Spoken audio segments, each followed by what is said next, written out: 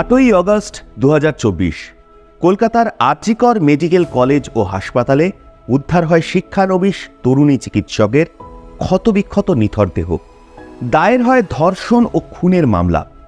ঘটনার নৃশংসতা প্রকাশ্যে আসার পর থেকে ক্ষোভে ফুঁসছে গোটা দেশ।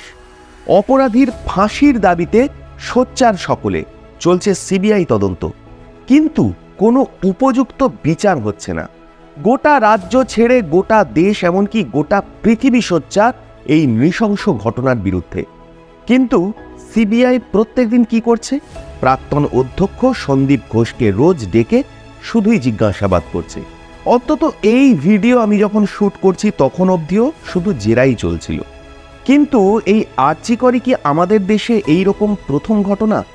না, দেখুন, হাথরাস, দিল্লি, হায়দ্রাবাদ এইরকম প্রচুর ধর্ষণ খুনের ঘটনা ঘটেছে আমাদের দেশে, কিন্তু হাসপাতাল, কর্মক্ষেত্র ধর্ষণ হুবহু এক ঘটনার সাক্ষী হয়েছিল আমাদের দেশ 51 বছর আগে।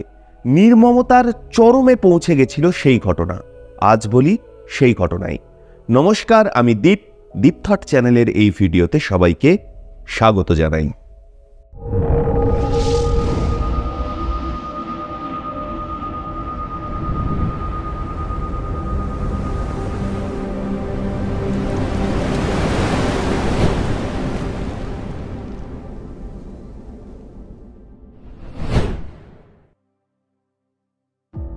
1973 সালের 27শে নভেম্বর মুম্বাইয়ের কিংস এডওয়ার্ড মেমোরিয়াল হসপিটাল, এই হাসপাতালেরই কর্মী কর্ণাটক নিবাসী অরুণা শানবাগ প্রতিদিনের মতো নিজের ডিউটি সেরে পোশাক বদলাচ্ছিলেন অরুণা। সেই সময়ই ঘটে যায় অঘটন। সোনলাল নামে মুম্বাইয়ের ওই হাসপাতালেরই এক ওয়ার্ড বয় ঝাঁপিয়ে পড়ে তার উপর, 25 বছর বয়সী অরুণার উপর। প্রস্তুতি নিয়েই এসেছিল সে। গলায় কুকুরের চেন বেঁধে ধর্ষণ ও নৃশংস অত্যাচার চালানোর অভিযোগ ওঠে ওই তরুণী নার্সের উপর। পরদিন সকালে উদ্ধার করা হয় সংজ্ঞাহীন অরুণাকে। রক্তে তখন ভেসে গিয়েছে মেঝে। মেডিকেল পরীক্ষায় জানা যায়, কুকুর বাঁধার চেন অরুণার গলা ও ঘাড়ে এতটাই বল প্রয়োগ করে বাঁধা হয়েছিল যে তার মস্তিষ্কে প্রায় 8 ঘন্টার জন্য রক্ত পৌঁছায়নি। আর এতেই তীব্র শকে কোমায় চলে যান ওই নার্স। তাৎপর্যপূর্ণভাবে মুম্বাইয়ের হাসপাতালের সেই ওয়ার্ড বয় সোহানলাল পরে অভিযুক্ত হয় চুরি ও খুনের চেষ্টার অভিযোগে। তার বিরুদ্ধে ধর্ষণের অভিযোগ প্রমাণই হয়নি। ফলে মাত্র 7 বছর জেল খাটার পরই ছাড়া পেয়ে যায় সেই সোহানলাল। মুম্বাইয়ের কিংস এডওয়ার্ড মেমোরিয়াল হাসপাতালই এরপর থেকে হয়ে ওঠে ওই প্রাণশক্তিহীন অরুণার ঠিকানা। 4 নম্বর ওয়ার্ডের একটা বেডে কার্যত জড় পদার্থের মতো পড়ে থাকতেন তিনি। দীর্ঘ 42 বছর তিনি কোমায় ছিলেন। তাকে নিত্য যত্ন করেছেন হাসপাতালের চিকিৎসক ও অন্য নার্সরা। রাইস টিউবে খাওয়ানো, পোশাক বদলানো সবটাই করতেন তারা। ফলে বেড সোর হয়নি কখনো অরুণার। যদিও চিকিৎসায় কোনোদিনই আর সাড়া দেননি তিনি।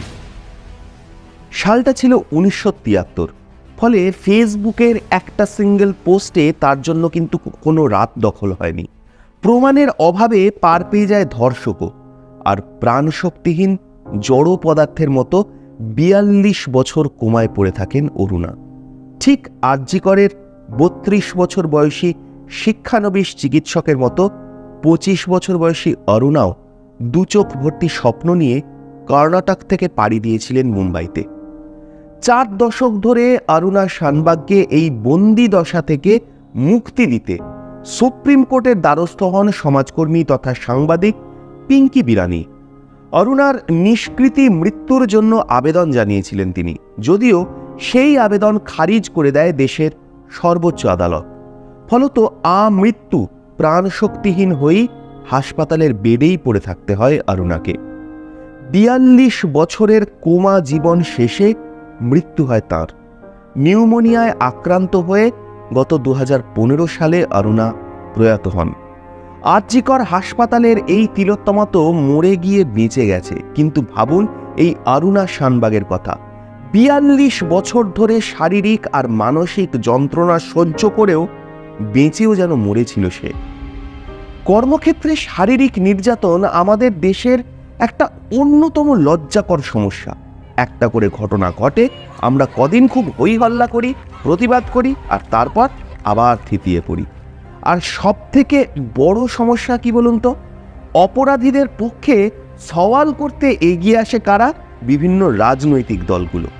এমনিতে এটা তো অস্বীকার করার কোনো জায়গাই নেই যে আমাদের দেশের সবকটা রাজনৈতিক দল হলো অপরাধীদের আখড়া। সবকটা রাজনৈতিক দলেই আপনি দেখুন কোনো না কোনো অপরাধী ঠিক থাকবেই। কাজেই কোনো অপরাধ হলে সেই অপরাধী কোনো না কোনো রাজনৈতিক দলে ঠিকই বেরিয়ে যায়, আর সেই দল নির্লজ্জের মতো সেই অপরাধীকে বাঁচাতে মরিয়া হয়ে যায়। কিন্তু এটা কতদিন?